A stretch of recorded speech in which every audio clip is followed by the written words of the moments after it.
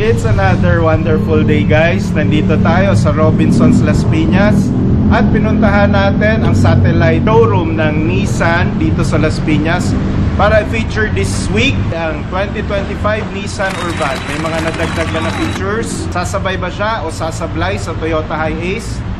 We'll find out in this video with the 10 most likable features on the 2025 Nissan Urban. Let's do Let's do this! Let's do this and watch Tito.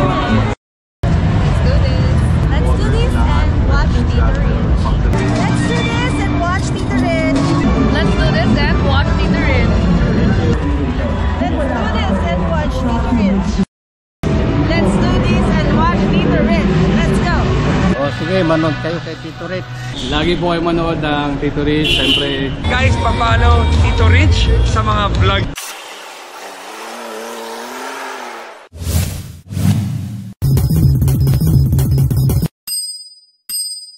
Kasama natin si Ate Sel Marie para invite kayo to come over and visit her and she will assist you.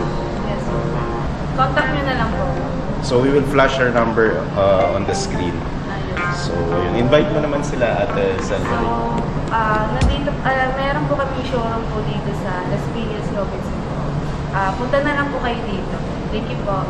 For discounts and freebies, so we will flash her number in the screen. For the price list of the 2025 Nissan Urban Cargo 3-seater manual diesel, it is around 1.2 million. Yung 15-seater naman guys na manual diesel is around 1.5 million. Konting dagdag lang, around 10,000 pesos. Meron ka ng 18-seater na manual diesel. Ito yung 1.57 million. Then yung 1.7 million, ito yung manual diesel na GT van, 2.5 liter pa rin, manual diesel. Then moving up to automatic na diesel, ito yung 1.8 million.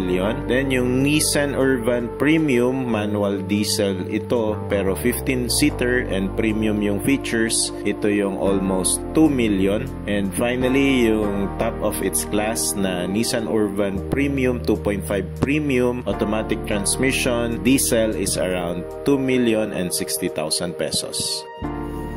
So again guys, in this video, ang priority natin ay ang top 10 most likable features ng Nissan Urban. Isali na rin natin sa mix ang Isuzu Travis. Meron tayong vlog regarding the upcoming 2025 Isuzu Travis. You can watch it in this channel. So for number 10, it is tires and wheels dahil napakaganda nung wheel cover ng Nissan Urban. 15-inch steel rims lang ito, and yung ibang variant merong premium na cover ang kanyang hubcaps. While for Hiace, it is also 15-inch na steel rims, while for Travis, it is 14-inch na steel rims lang na tires. So that's number 10, the tires and wheels. Number 9 on my most likable features sa Nissan Urban, it is the ground clearance of 195 millimeters.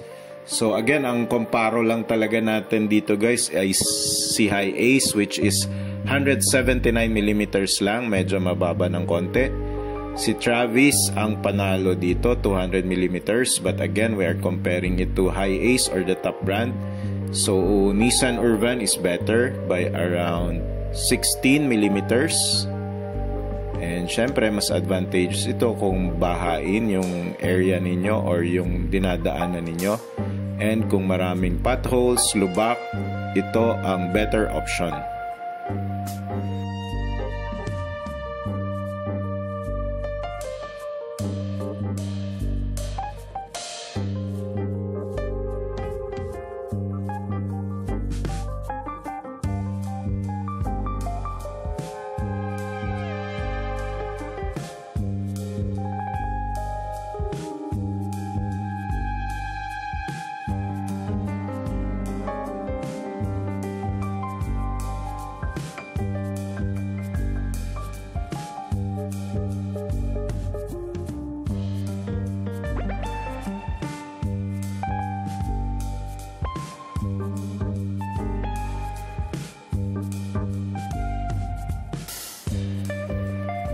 Number 8 on my most likable features, guys, aircon vents. Ang daming aircon vents, alagang-alaga si customer. Pwede rin itong selling point ng ating mga van drivers pag tinanong tayo ng customer, "Kuya, malamig ba yung van mo?"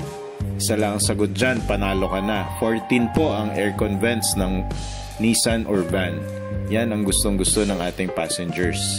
So compared sa Toyota Hiace, only 9 aircon vents. For the 2025 Travis, wala pa po tayong information as of now.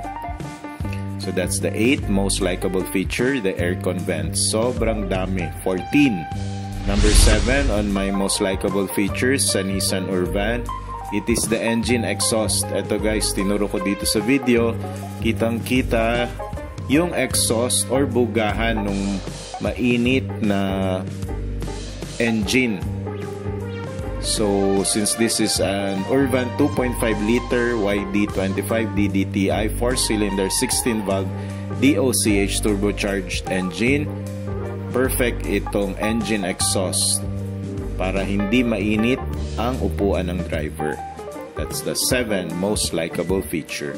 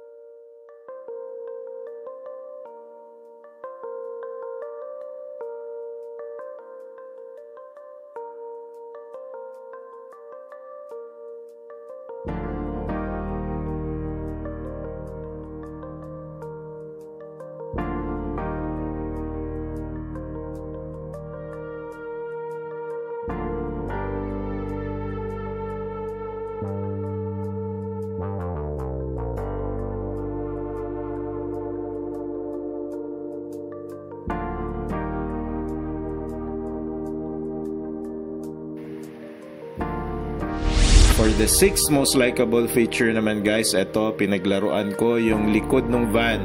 Sobrang convenient ang kanyang hydraulics sa rear tailgate. Kitang-kita nyo naman, and napaka-stable niya, and I think it's very durable compared to the other brands. So that is 6 on my most likable feature. Very durable ang hydraulics sa rear tailgate.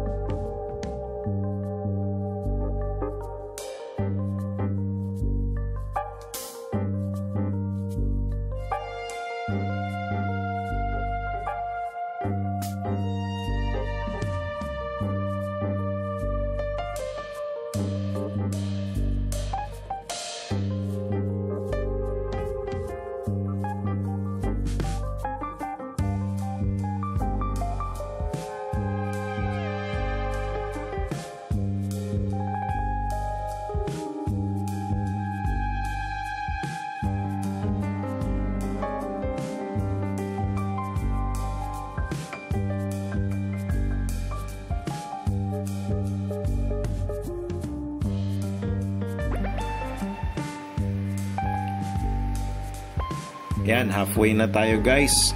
10 most likable features ng Nissan Urvan. Number 5, itong engine timing chain. Similar to the Travis, it has a timing chain.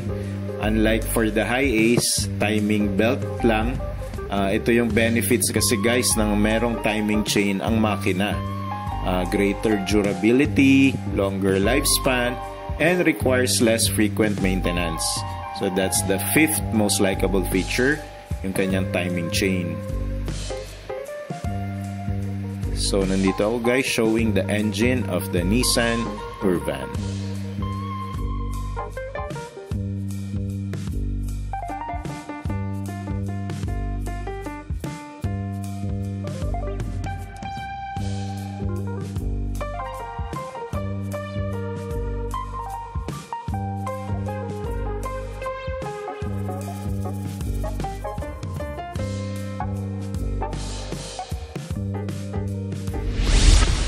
Number 4 on my most likable feature, ito yung recorded na engine torque or yung hatak.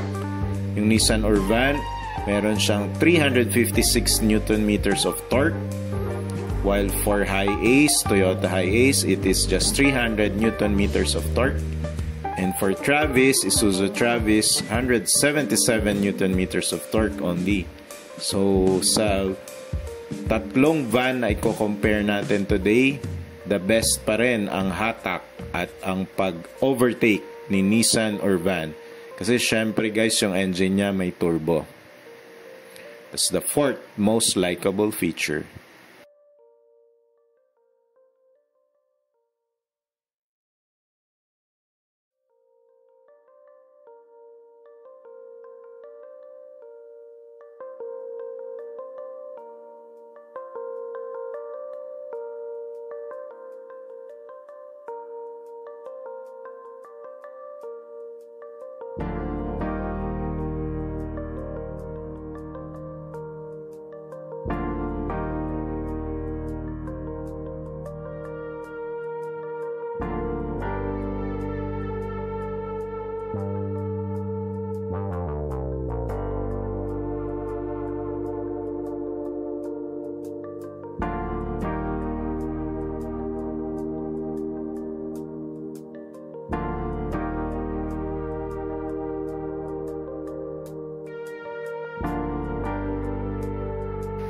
Moving on guys, dito sa 3rd most likable feature naman, tech features.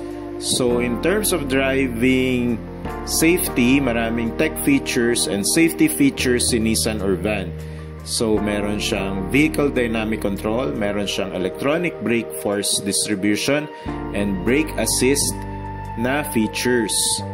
So unlike for Hi-Ace, meron siyang power assist feature lang. While for Travis naman, meron siyang hydraulic vacuum assisted dual circuit brake, and meron siyang deceleration sensing, proportioning valve, and meron siyang heavy metal na bumper. So yun yung nakita ko, although yung metal bumper is not a tech feature but is a very advantageous safety feature kasi sobrang solid niyang bumper ng Travis guys. But again, we're comparing the Toyota Hi-Ace with the Nissan Urvan in this review, and Nissan Urvan is better in terms of tech and safety features. That's number 3 on my most likable feature.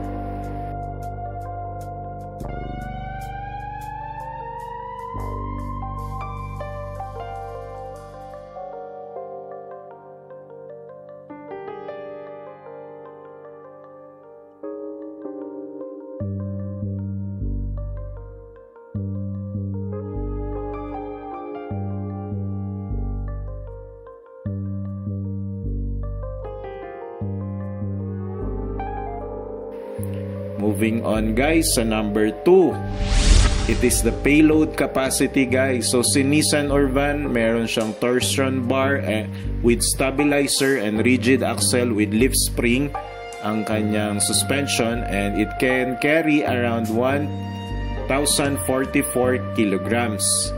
So compared to the Hi-Ace na may double wishbone with stabilizer and rigid axle with lift springs, it can carry around 1,000 kilograms or 1 ton.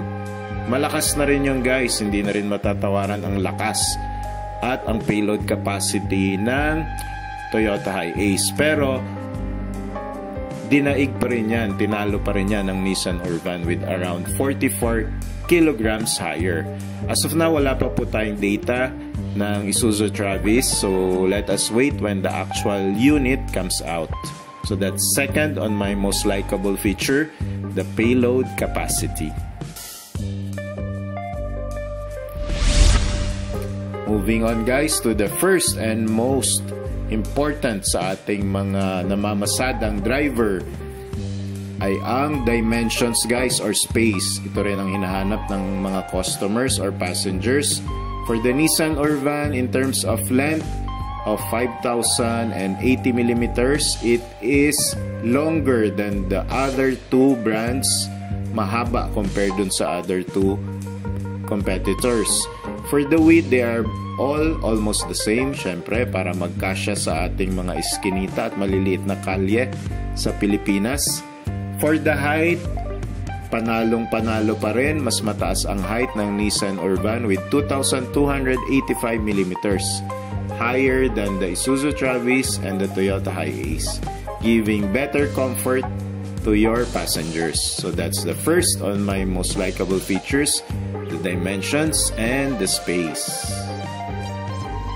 So watch out guys for the video of the 10 most dislikable features on the Nissan Urban, as well as yung kumparo natin dun sa upcoming 2025 Isuzu Travis. You can find it in this channel. So as conclusion guys, ang masasabi ko after checking out the 2025 Nissan Urban, panalo siya. Si Nissan Urban, it tops on tech features, payload capacity, as we have mentioned, the timing chain, the ground clearance, syempre pag mga bahain na lugar, and kung maraming mga humps and mga potholes yung area na dinadaanan ninyo, perfect ito. For the torque, yung hatak kasi may turbo ang engine ni Nissan Urban, as well as the space and comfort, especially dun sa air conditioning vents niya guys, sobrang dami na matutuwa ang inyong mga passengers kasi sobrang lamig talaga ng Nissan Urban and most Nissan cars for that matter.